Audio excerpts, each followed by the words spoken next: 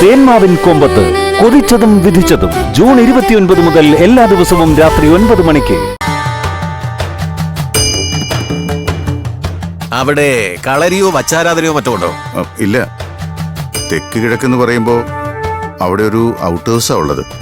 ഇവിടുത്തെ ഡ്രൈവേഴ്സും സെക്യൂരിറ്റിയും ഒക്കെ വല്ലപ്പോഴും തങ്ങുന്ന ഒരിടം. പക്ഷേ അങ്ങനെയല്ലല്ലോ ഇപ്പൊ കാണുന്നത്. അവിടെ ദേവീ സാമീപ്യം അറിയാനുണ്ട്. ഇപ്പൊ അവിടെ ആരാ താമസം?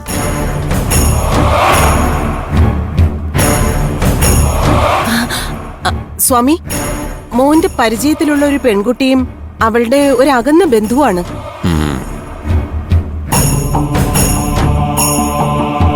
സത്യം പറഞ്ഞ ഞങ്ങൾക്ക് അവരവിടെ താമസിക്കുന്നത് ഒട്ടും താല്പര്യമില്ലാത്ത കാര്യം. പിന്നെ മോന്റെ നിർബന്ധത്തിന് വഴങ്ങിയ ഞങ്ങള് കുറച്ചു ദിവസം അവിടെ താമസിച്ചോളാൻ പറഞ്ഞത്. അവര് ആരാണെന്നൊന്നും എനിക്കറിയില്ല. പക്ഷേ എന്റെ നോട്ടത്തിൽ അവിടെ ദേവസാന്നിധ്യമുണ്ട്.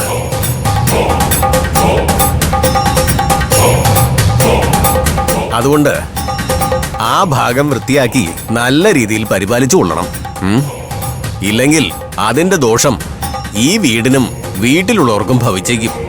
സ്വാമി, അവിടെയുള്ളവരെ എങ്ങനെയെങ്കിലും ഒന്ന് ഒഴിപ്പിച്ച് കിട്ടാൻ എന്തെങ്കിലും ഒരു മാർഗം.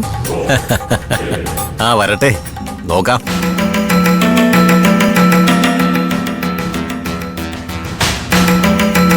ആദ്യം എനിക്ക് ആ സ്ഥലം ഒന്ന് കാണണം. ഒരു സമയം ഞാൻ കാണിക്കാം. അങ്ങനെ ആകട്ടെ.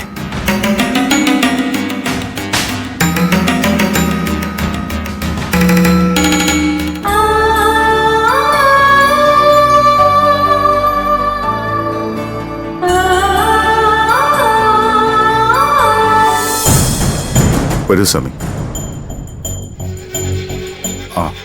സ്വാമി, ദേ അവളാണ് ഞങ്ങൾ പറഞ്ഞ പെൺകുട്ടി. എന്റെ മോന്റെ പരിചയത്തിലുള്ളതാ.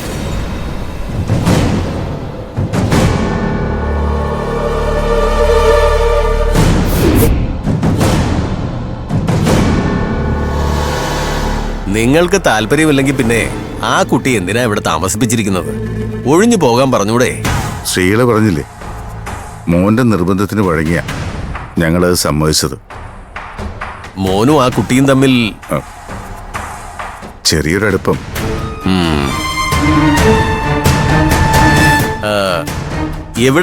എവിടെയാ കുട്ടിയുടെ നാട്? മൂകാംബിക ക്ഷേത്രത്തിന് അടുത്തുള്ളൊരു സ്ഥലത്താ ആ കുട്ടി താമസിക്കുന്നത്.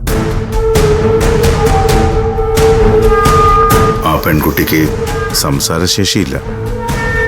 അതുമാത്രമല്ല, ഒരു കാലിന് സ്വാധീനക്കുറവുണ്ട്.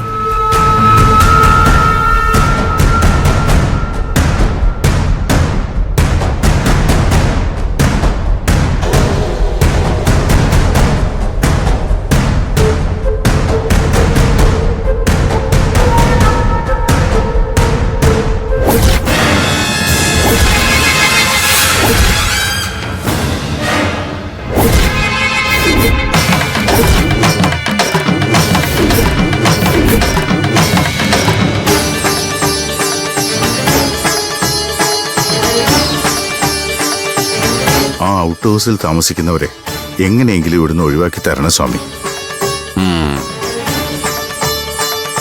അതിന് സാധിച്ചാൽ സ്വാമി ആവശ്യപ്പെടുന്ന എന്തും ഞങ്ങൾ തരും.